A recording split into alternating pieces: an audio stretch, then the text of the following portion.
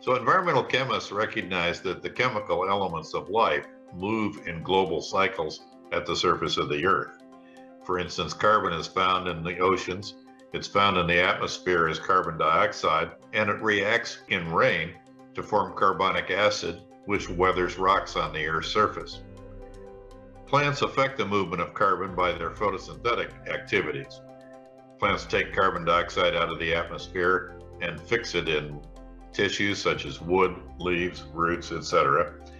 And if these are burned or decomposed, that returns carbon to the atmosphere as carbon dioxide, and the cycle is complete. A small portion of the photosynthetic product is converted to long-lived forms of organic matter, soil humus, or in some cases, in geologic past, fossil fuels. Well, a few centuries ago, humans discovered that mining fossil fuels, first coal and then later petroleum, produced useful fuels that could be burned to power industry and transportation. And the result was fossil fuels were extracted from the crust of the Earth at a rate that's about 400,000 times greater than they're being stored in long-term forms of organic matter. This was a disruption of the natural carbon cycle and resulted in carbon dioxide concentration rising in Earth's atmosphere as more carbon dioxide was being released than was being taken up. If carbon dioxide was inactive or inert in the atmosphere, we probably wouldn't care very much that its concentration was rising. But carbon dioxide has some very interesting properties.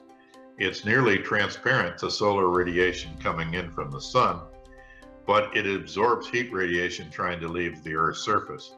And the result is the atmosphere gets warmer as carbon dioxide increases in its concentration, and we have the associated problems of global warming, sea level rise, changes in weather patterns, changes in the growth of crops and forest fires that affect us all. So we often recently hear about the importance of carbon sequestration, which is the removal of carbon dioxide from the atmosphere and its storage in various forms. For instance, farmers are encouraged to increase the storage of carbon in soil organic matter because it will remain there a long time, and that removes carbon dioxide from the atmosphere. Wooden products also play a role. The wooden houses, the wooden furniture, the wooden coffins. Wood contains about 50% carbon content, and these products are stored or sequester carbon for long periods of time. Everyday products can also act as a storage form of carbon if they remain in use or are disposed of in landfills. The carbon must be derived from the atmosphere if this is to be effective. In other words, plant materials. It can't be in the form of plastics and other forms of fossil fuel carbon. Collectively, the use of wood products, when disposed of in landfills, can contribute to about 1% of the amount of carbon dioxide being released from fossil fuel combustion. So it is a small but important source of mitigating global climate change. Hello and welcome to Edison TV. My name's Vivienne Parry and we're here today to discuss the investment case for plant-based ingredients company Itaconix. And to help us, I'm delighted to say that in the studio here with us we have John Shaw. John, welcome. Great to be here. Now, at the end of the session, we're going to take your questions. So if you've got one, do please submit it. It's going to come by magic from our technical elves through onto my screen. And if we don't get through all of them, which may be the case, leave your email address so that we can follow up with you. Now, John, that was a really powerful introduction. Tell me, can you just give us in a nutshell what Itaconix is and what it does? Yeah, first, Dr. Schlesinger's view of the world and what we need to do is very important to understand, appreciate, and to act on. And really, that's the answer is clear. The world needs to be sequestering more plant-based carbon, and that's really what we do with our ingredients. But you think about it as what if, beyond just doing that, what if the ingredients were safer to humans and to the environment of the products that we're replacing? And beyond that, what if the ingredients had unique performance so that they performed so well that when they ended up in a consumer product, you actually could have the same performance and reduce the cost of it, or have a lower cost on it. And really, that's what we do. That's what we're all about, is bringing plant-based products to market that are safer and perform so well that we can decarbonize everyday products without necessarily the consumers having to make a conscious decision of what they're trying to do. That's what we do. That's what's really important. That's what motivates us every day. Well, it sounds pretty good to me, but why is it a good prospect for investors? What makes Itaconix compelling to investors, and I am an investor in it, is this, first of all, is the certainty and the potential. The certainty is where we are right now. We have an established technology platform, a $30 billion hunting ground in terms of opportunities for our chemistries.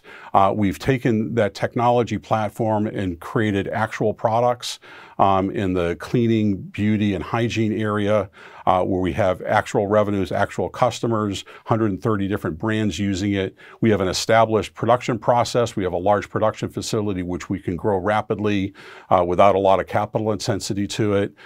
So it's just a certainty of what we have in creating a customer base of 130 different brands and growing, of just this recurring revenue engine driving our revenue growth. And then beyond it is the potential that we have, both our current technology of what we can do. So it's the certainty of what we have is most important. It seems pretty solid. Yes, it's very exciting for us. And then when you look at the tech, we were able to go back and find more products out of that technology platform and to grow our addressable market. Even in recently, we've just gone from the $750 million addressable market to 2.3. Wow. And we did that with a new plant-based super absorbent, where we can go in, and right now in the nappies or adult incontinence pads or feminine hygiene napkins, the biggest carbon footprint is the acrylate fossil-based superabsorbent. It's anywhere to 40 to 50% of the carbon footprint. And it's a huge problem at the moment. Huge market, huge opportunity there. And we have a plant-based superabsorbent where we can replace that and go back to build Dr. Schlesinger's idea of using plant-based carbon and putting those into everyday products. So we have just tremendous opportunities in front of us. Thank you so much for that. Now, I think we're going to go back to another video so that we can get a better grasp of the ingredients and the technology they're based on and their potential. We're going to hear from Graham Swift, who's the father of polyacrylates, from Dr. Yvonne Durand, who is your CTO, as well as taking a look at why the business model is so exciting from your point of view, from your CFO. Let's look at them. I'm Graham Swift. I was born in the UK. I got my education and got a doctorate at the University of London in chemistry in 1964. I worked for a couple of years in England with ICI, then came over to America and joined what was at that time a very large plastics company called Roman Haas Company, and settled on working in water-soluble polymers when I was in my second or third year. I developed a whole technique for low molecular weight polyacrylic acids, and these are used extensively all over the world in detergents, cosmetics, drilling, you name it. I was asked when the polyacrylates were doing so well in the early 70s, late middle 70s, the world suddenly found that sustainability was important. Environmental issues surrounding the acrylates came into question. The environment was suffering in many ways from all the water-soluble polymers, and particularly the phosphates used in detergents. And I was asked to develop alternatives to the acrylates for the same application areas. And one of the earliest things I tried was polyitaconate. I was the first to polymerize itaconic acid as a homopolymer. At the time, itaconic acid was not available, very reasonable price. And so economics, being part of sustainability, said that we will not follow this invention. And this is the invention that eventually Itaconix picked up. Itaconic polymers are extremely versatile. They behave in a very similar way to acrylates. They're a little bit more difficult to polymerize, but I think Itaconix has found the way to do this, following up on my early patents, and cost has come down a long way. So I think right now Itaconix is in a good position to develop many new products that are sustainable and environmentally acceptable.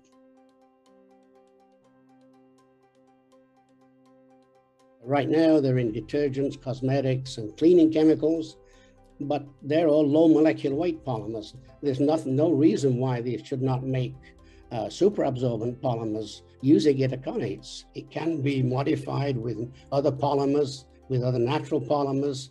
With the evolution of sustainability in the chemical industry, we're beginning to realize that there are no bounds to what itaconates can do. The only bounds are invention and inventiveness of the scientists.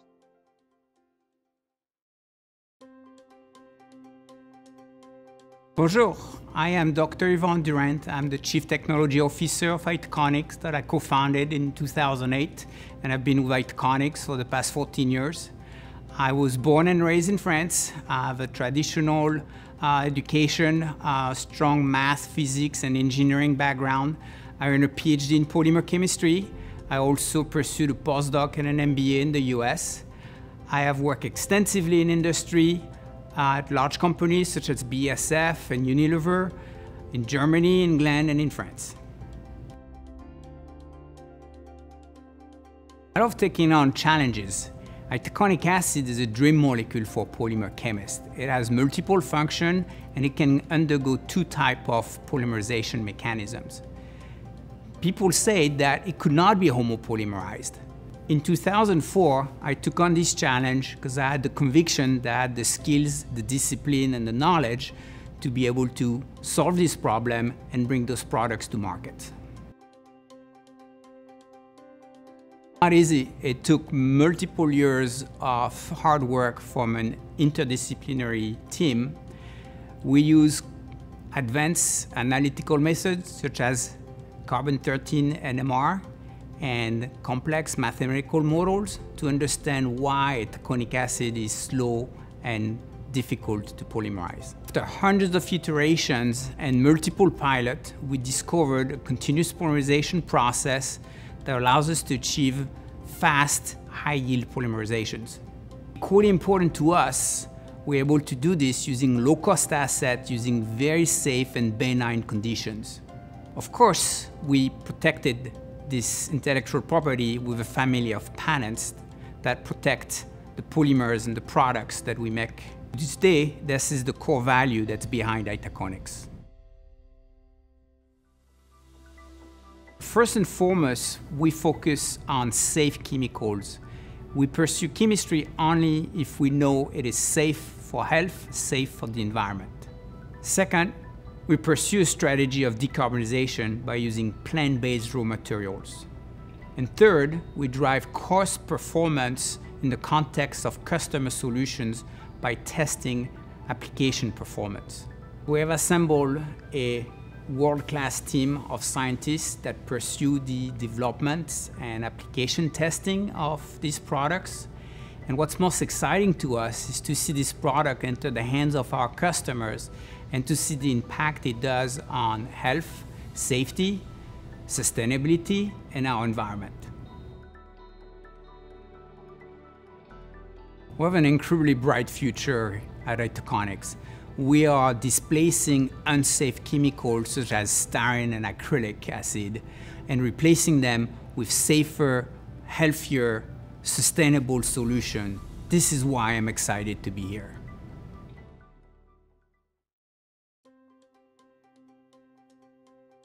So Itaconix has experienced about 40% annual compounding growth over the last 4 years. It's been a very exciting time for the business as we continue to develop these revenue streams. Our first layer of the company's revenue model is basically those sticky recurring revenues. So we get purchase orders for existing products that are out on the market, and those orders just continually come in. When you're formulated into a product, you're usually in that product for anywhere from 3 to 5 years before any type of major reformulation work is done. So you have that sticky revenue engine already going. The next layer is that second layer of organic growth. This is consumer products on the market gaining success in retailers. So they're out in more retailers, in more stores. So that could be in your grocery store, in specialty stores, on online platforms that you shop in. It's expanding out into the marketplace further and further. The last layer of that revenue growth is really our pipeline conversion. So that's converting these new projects that we're working on with customers. So that can be anywhere from near-term revenues to revenues generated in 2023, 2024, and beyond. So we're starting to work on those years' revenues already now. We have a low capital expenditure to produce a really strong revenue base. So for example, we put a production line into service in 2017 that cost roughly $1 million. On this production line, we have the capacity to do $8 to $10 million in revenue. With some additional capacity expenditures, about $200,000, $400,000 worth of CapEx, we could probably increase the productivity of that line to $15 million in annual revenue. And that is very enticing from a financial perspective, to be able to do that kind of revenue off of that kind of capital. So we bring great value to our customers.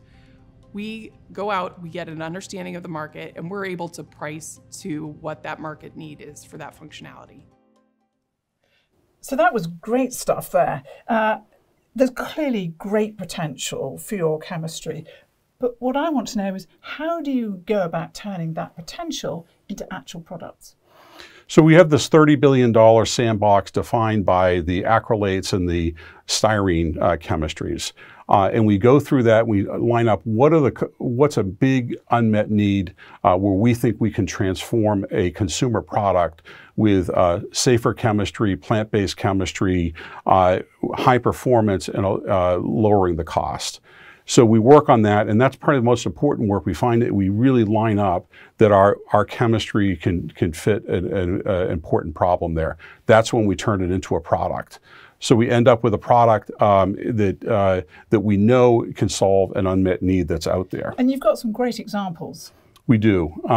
So we start with, in that process of really finding the first few customers, and make sure that these customers get their new consumer products out on the market that have the product claims that we think the market needs for it, and for them to get success. And we've done that in detergents with automatic dish detergents, where we have excellent performance, lower costs, and we've even brought the size of the pods down, the tablets down from, say, 18 grams down to 12 grams on it. And actually that saves a huge amount of carbon just in the transport costs, absolutely, let alone anything else. And you're just putting 6 grams less chemicals out every time you run your washing machine. So even that's an environmental benefit for it.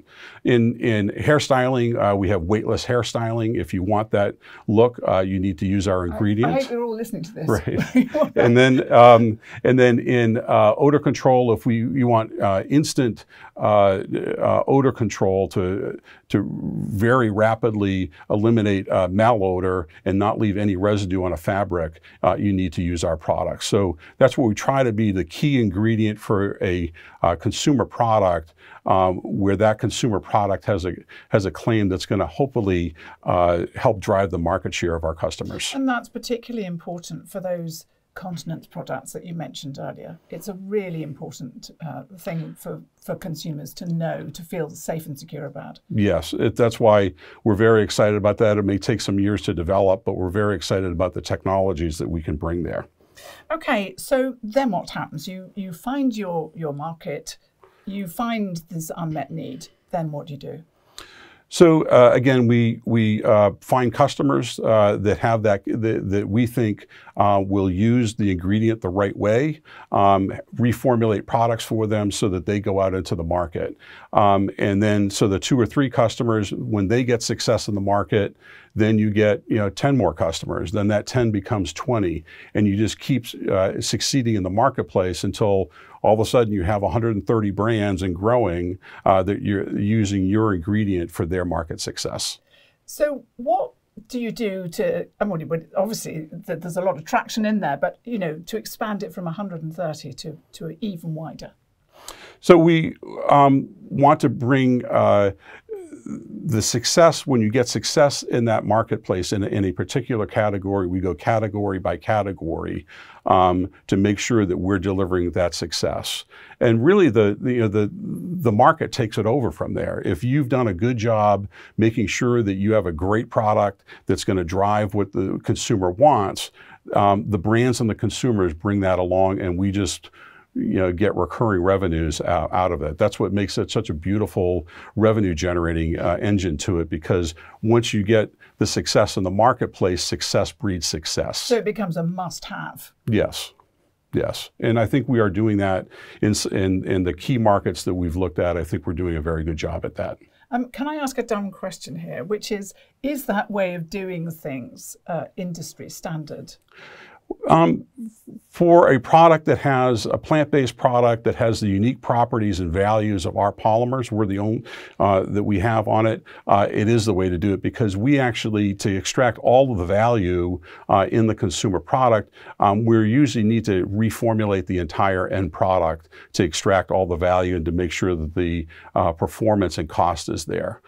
So the upfront part of getting the formulations redone can be relatively slow, as opposed to people who have just a bio-based version of a fossil-based one that's a drop-in replacement. You can just switch it out. So I think ours it requires a little bit more upfront work to change the formulation, but once you change the formulation, you also are locked in, and that's into those recurring revenues. Okay, where are you in your development right now? So we, to 2018, we were taking our technology and turning it into 3 areas that we would focused on: cleaning, beauty, and hygiene. From 2018 to now, we wanted to make sure that we were laser focused in terms of making sure that we got the success we needed in those areas. And we are generating that success. We've been growing at a 40% compound annual growth rate from 2018 to 2022. And we're really well established. We still have some runway to go to grow in those markets of it. But that's what I kind of think of the end of Itaconix 2.0, is having a very profitable, nice, 20 to 30 to $40 million business with what we're doing right now. But with that technology platform and the opportunities I talked about earlier, we have much higher ambitions. So when we think about the plant-based superabsorbent, now we're, instead of going to be a $50 million company, we're shooting to be a much higher revenue company out of the technology platform we have. So our ambitions in 3.0 is to go after new horizons, bigger revenue opportunities. Thanks so much for that insight. It's really interesting. But before we ask you to sum up, we've got time for one more bit of film. Now, when we said we were making this, Gregory van Buskirk, who's Chief Scientific Officer and founder at Sensitive Home, one of your customers, said he'd really like to share his perspective as one of your customers. And this is what he said. Gregory van Buskirk, and I'm a formulation chemist. I've worked in the cleaning industry for about 42 years, including 32 years at the Clorox company. And then following my retirement about 10 years ago, I became a consultant and entrepreneur, developing and co-founding the line of cleaning products known now as Sensitive Home. I've got a PhD in chemistry and hold 51 patents. Back to the Clorox chemistry, among other developments, I was the formulation architect, if you will, for their Clorox Greenworks, which was the first entry by a major company into the natural cleaners market. As I was getting to retire from Clorox in 2012, I met John Shaw at a conference where I was introduced to their polyitaconic acid products. And I introduced myself to him after the talk and expressed that I wish I had these around when I was developing Clorox Greenworks. Well, first of all, it's important to note that when I came to know Itaconix, that natural cleaners were really in their nascency, that everyone was looking for the next great green chemical, especially since phosphates had just been banned a couple of years prior for auto dish products. And in fact, the folks from Good Housekeeping had also given a presentation talking about how much people were no longer liking their auto dish products. That was taking them 2 to 3 times to wash their dishes. And so after my first trip to Itaconix, John sent me home with samples of their auto dish product that I used in my own home. I was pretty impressed that at the time we were using a leading powder detergent, and we were taken with the immediate improvement in cleaning. Not only the glassware that was no longer spotting and having film on there, but the stainless steel utensils that we had that were getting rust spots in the absence of the phosphate were no longer coming after washing. And so I called John and said, you guys are really onto something here. That this is the best performance I've seen since phosphates left the market. First of all, I think I said that I was very impressed with the staff and labs at Itaconix. They really get it, if you will, as from the viewpoint of what a supplier, company, or manufacturer such as we are going to do in our own labs. And so they've pretty well mirrored in outfitting their labs and doing just the right experiments so that when they present you with their findings and recommendations for formulas, they're going to be reproduced in your labs pretty well. I've also thought that they were very impressive with reaching out beyond their core products. For instance, they have something for odor remediation, if you will, something like a Febreze, their own chemical for doing that, as well as a catalyst for activating oxygen bleaches, which you see in auto dish products. So they really are seeing the niches where their chemistry can be used that no one else seems to be doing as far as I can see it.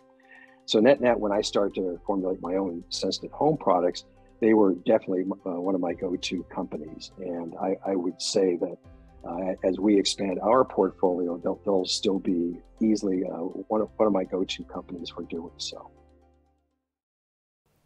Well, that was a pretty enthusiastic bit of endorsement.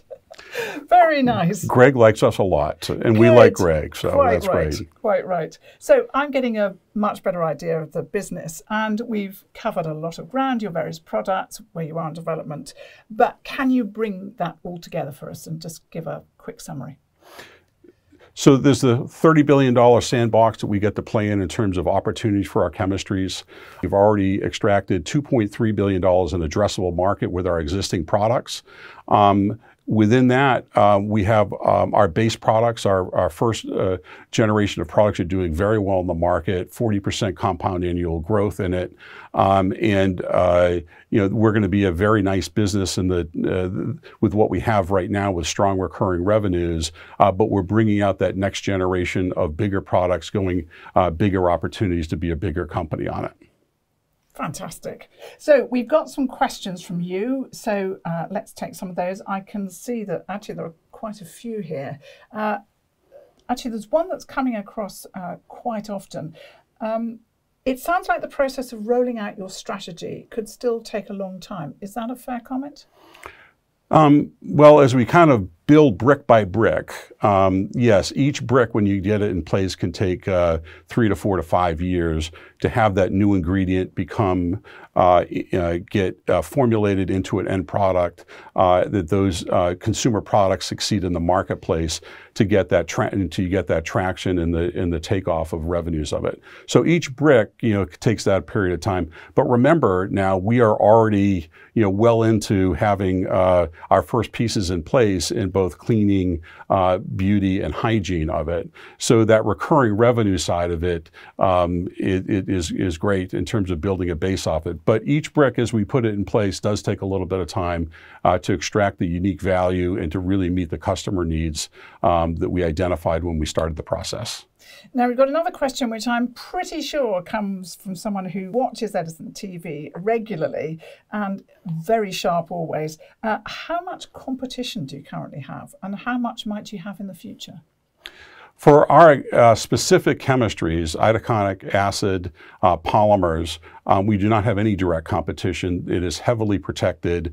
Probably each one of our products, you'd have to go through 3 or 4 different patents to get our our specific ingredient in there. And we also protect the use of our ingredients in the formulations. So there's no direct competition. The competition really comes from alternative ways that customers can get the same product claims or outcomes with a different set of technologies in it. So we really compete at the formulation level, not at the ingredient level. And finally, and this is really a question from me because I'm fascinated, what's your vision for where Itaconix is going to end up? Well, we're going to continue to launch these highly profitable, needed plant-based products and keep working our way through our technology platform. What we'll do is end up with a broader portfolio of plant-based products that are generating revenues and adding value. The next step once we get there is right now we buy itaconic acid out on the open market. It's produced, there's plenty of capacity in the world, so we bring container loads of it into our plant in Stratham, New Hampshire, run it through our proprietary process, and then we send it out around the world. What I envision is that someday there'll be an itaconic acid plant in North America and an itaconic acid fermentation facility in Europe, and we will just co-locate our production process right there. So we'll have a true biorefinery where itaconic acid is being produced, and we're going off into all these broad ranges of consumer products, supplying the world out of these two integrated facilities. That's what really gets me excited, and that's when I'll be done, is when we get there. Well, I'm pretty excited by that vision too. It's great stuff. Now, unfortunately, that's all we've got time for, which I'm kind of sad about because I could have talked to her a long time. But I'd like to thank you, John, the whole Itaconix team, and of course, principally you for watching. Now, if you'd like more information, do please go to the investor section of the Itaconix website. Bye for now.